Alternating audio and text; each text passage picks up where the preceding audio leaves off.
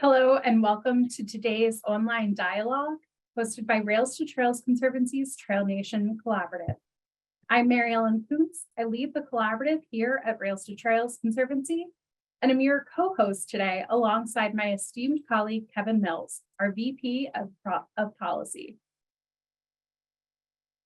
The TrailNation Collaborative is a nationwide peer learning community that brings together leaders, advocates, and professionals from across disciplines to work together to establish and accelerate connected trail and active transportation networks all across the country.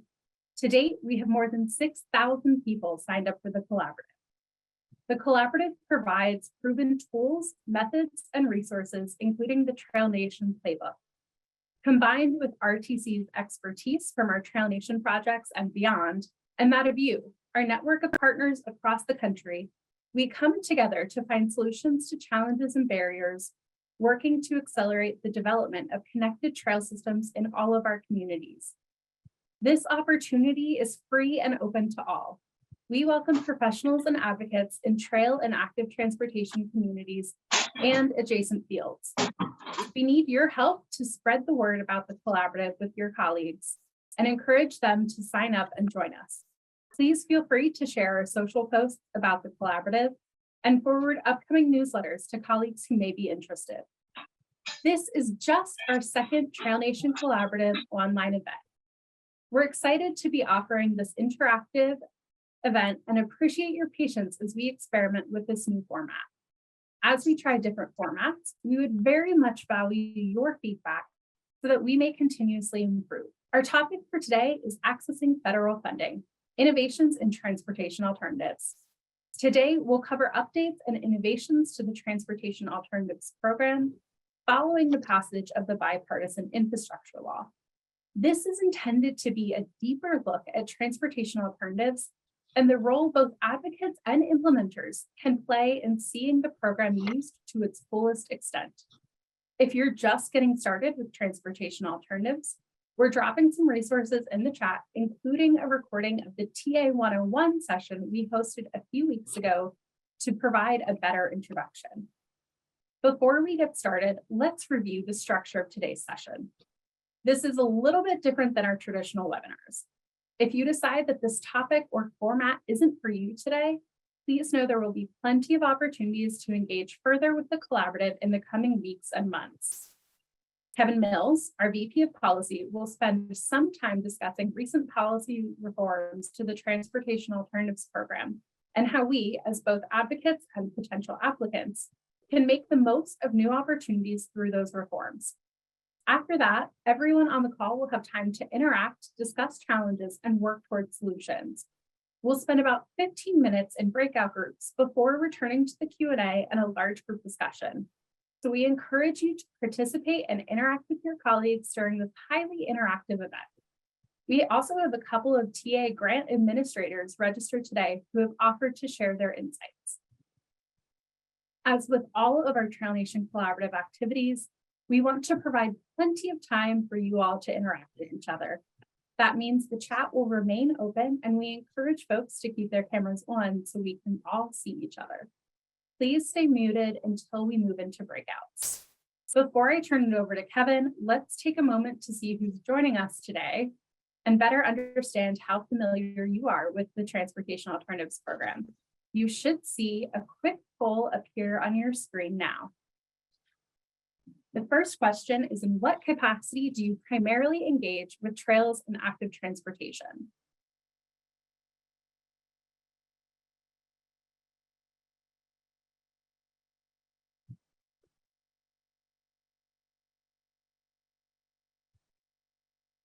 Okay, we've got some results coming in. We've got some advocates, active trail and transportation professionals. We have a few public health people joining us, as well as economic and community development. Got some other. The second question you'll see is, did you attend our Understanding Transportation Alternatives dialogue on the 14th? I see that it looks like it's probably about 50-50 as answers are coming in. And the final question is, have you recently applied for and received transportation alternatives funding from your state DOT or NPO. It looks like most of the folks joining us today have not yet applied, but are hoping to soon. And we've got a number who have applied and received funding. I'm going to give this just another moment, and then I will end the poll and we can all see those results. It does look like for that first question, it's about 45 to 50% active transportation and transportation professionals. We've got lots of advocates joining us, as well as some folks from economic development, community development, and public health. We even have a few philanthropic professionals. Okay, I'm going to end the poll now. So you should all see the results on your screen, and I'll pass it over to Kevin to continue. Yeah, thanks, Mary Ellen. So let's start with the next slide.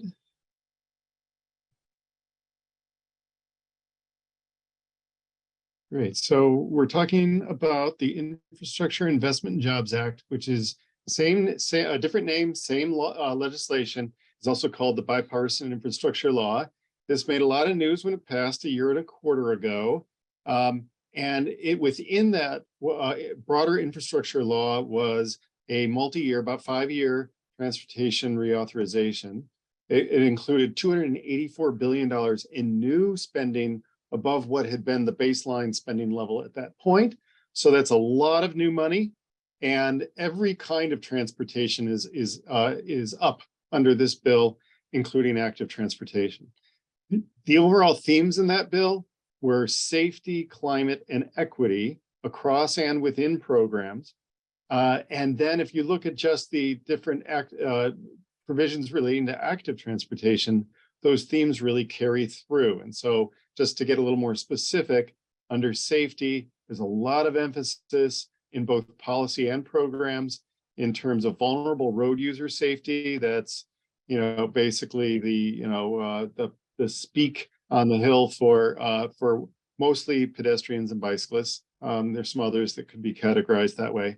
And as you know, many of you know, there's been a great increase over the last dozen years in pedestrian and bicycle fatalities and serious injuries. So it's a big issue. Then connectivity. So we were very pleased to have as a top priority and push creation of a new dedicated program for active transportation and trail network connectivity for connections both within and between regions. And one of the things this translates into in terms of the bill is that there's a feeling that's your best strategy to have mode shift from driving to biking and walking, and that's part of the climate solution. And then in terms of equity, it comes up in terms of equitable access to opportunity, with walking and biking facilities being part of the solution to knit communities back together and make it possible for people to get to jobs and vital services and what have you. And there are programs that are built right up all around that issue, like the Reconnecting Communities program that had its first awards about 6 weeks ago, and for which there was funding for quite a number of trail walking and biking projects as part of that set of goals. So good mix of things going on there. Next slide, please. Now let's dig in on transportation alternatives, our topic of the day. This is the nation's top federal source of money for trails and walking and biking, really for the last 30 years. It used to be called Transportation Enhancements, and a decade ago, it was renamed Transportation Alternatives. In that last decade, we've gotten to the point where virtually all of the money goes to pedestrian, bike, and trail projects, even though there are about 12 eligibilities for this money.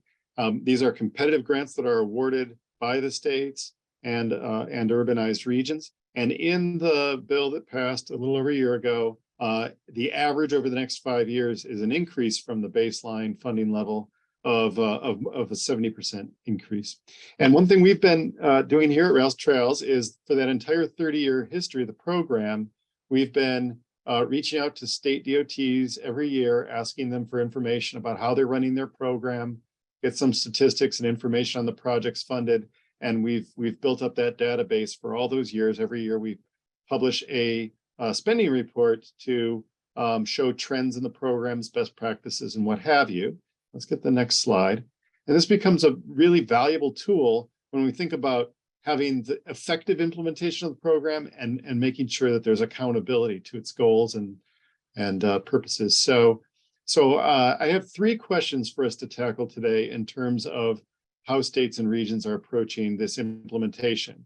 And the first is that we want to know how well they're obligating the money. If you think about spending the money, a more normal word, spending, there are multiple steps in the transportation alternatives process that make for spending of the money. But this is a really key step where states and regions obligate or commit money to projects, and the Federal Highway Administration commits to reimburse the federal share of those projects. So this we see as a bit of a key metric. We'll talk about that a little bit more. We'll have a slide on each of these themes I'm raising right here in our overview. So how equitably is the money distributed? And so, on average, there are fewer awards to low income and BIPOC communities, and the same places that have fewer mobility options may also be having less access to these resources. So how do we ensure that the program serves those who have the greatest need and the least historic access? And then the third theme is how strategic and impactful are the projects funded? We really want the work here to be calibrated to make a big difference. Next slide, please. So first theme, spending the money. So the key metric, as I mentioned, is the obligation rate. You can go into the trade report and it's presented state by state in terms of providing a percentage of the money obligated in a given year that we're doing the analysis of. And we were able to do that on a cumulative basis as well. And we really see that as a trademark of a well-run program, is that the money is consistently obligated at a high rate year after year. Now, a key policy reform that was in the bipartisan infrastructure law is something we discovered from doing the trade reports, which is that in the last decade, the biggest leak if you think of this program as a bucket, the biggest leak in the bucket has been that quite a number of states have taken advantage of a provision that allowed money to be transferred to purposes unrelated to the purposes of this program. And, so for instance, could be used for sort of core highway and bridge projects or what have you. And so it was a little too easy to do that. And too many states were not prioritizing this money and transferring it away. And a few states went so far as to basically quit without even trying. So we basically wanted to see that practice curbed. And in the bill, there's under this new law, in the first year, there were no transfers allowed. And then in subsequent years, so basically from here on out, a state would have to run a robust competitive process and find that there really is no demand for those funds before they could seek an approval from Federal Highway Administration. And that would have to go to headquarters for approval. So we think that'll be a really effective policy change and get us back to the point where this is really dedicated money for trails, walking, and biking. So what are the good practices to increase obligation? There are many. I wanted to highlight really quickly 3. One is political will. The places that have strong implementation, it's a matter of priorities. So these are places that have said, hey, we really need to keep a focus on this program. We need to make sure we invest in having competitions for it and getting the money on the ground and having it be used well. So for example, in Michigan, the Transportation Alternatives Program is housed within an economic development arm of their DOT. And it's been prioritized up to the governor governors of both parties in the state, saying it's really important to our economic development strategy. So that's the kind of thing that's kept good focus on the program. Another thing is vision. If you think about the places like, all of our TrailNation projects where they've got a regional vision as to how they could build out a trail network to serve the region, right? Those kinds of crystallizations of the opportunity really can drive home what a good investment is, and that you can kind of connect the dots and see why money needs to get on the ground. And related closely to that are plans. If you've got good plans developed that show we're ready for the funding and we know what we're going to prioritize. And this is just part of formally being able to receive federal funding, is to get things into the transportation plan. So next slide. Equitable outcomes. So there were two key policy reforms in the bipartisan infrastructure law related to equity for the transportation alternatives program.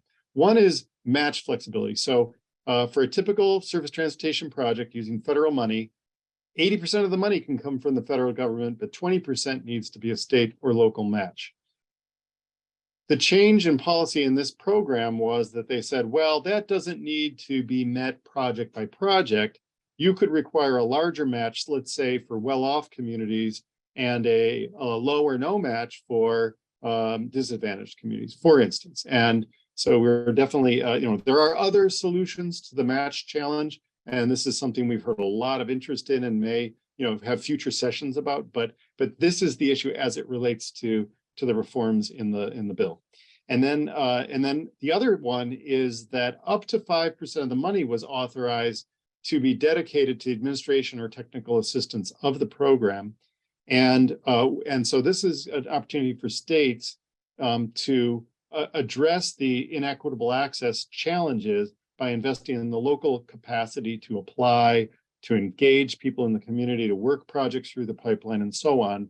The federal government's doing something similar through the Thriving Communities program, providing technical assistance. And this is a mechanism that states can use to support similar kinds of capacity building work within transportation alternatives. And we would like to see more states do this. We've got a decade of experience of working through something called the Active Transportation Resource Team in California, where we've helped people on the ground understand what the opportunity is to apply for this kind of funding and hold their hand through the application process where necessary, where they've got capacity shortfalls. And so we'd like to see those kinds of approaches spread. Next slide, please. And the last theme I want to raise for us is that how dollars are spent is critical, not just how much money is spent. And so having strategic and impactful projects really matters. And two things I want to just draw attention to from the bipartisan infrastructure law. One is about scale of projects. So this isn't a direct policy change, but I think it's an opportunity. When they increase the funding by 70%, and the historic average grant under the Transportation Alternatives Program, NTE, is less than $400,000, we really think that some portion of the increase, at least, if not just a blended practice, if you will, across all the money, look to provide some larger grants for complex and multi-part projects that can maximize impact through, for instance, providing more connectivity to routine destinations and things like that. So we don't know a lot yet about how states are thinking about this issue. So if that comes out in the back and forth of this dialogue, that'll be really rich learning for us. We would like to hear what's going on out there. Another issue is that it was made explicit in through this law and its regulation and guidance that trail maintenance is explicitly eligible for transportation alternatives funding. Now, there's a prior program of the same vintage as this called the Recreational Trails Program that has for a long time allowed trail maintenance funding. But this is a much larger pot of money. And so we do think it's very interesting that it gives more flexibility for states and regions to prioritize trail maintenance if there are needs, and there certainly are a lot of aging trails out there. So now one opportunity here is at the state levels for cross-agency collaboration, because typically a recreational trails program is implemented by a resource agency, and the TAP program implemented by a Department of Transportation. So we'd like to see more of that kind of collaboration, and as well as states getting creative about where you draw the line in terms of projects categorized as recreational versus transportation, because in practice, trails are typically both recreation and utilitarian, but to varying degrees. And so what's the best practice in terms of how to categorize it? Because the requirements in doing the project with federal dollars do differ. So that's another interesting area for dialogue.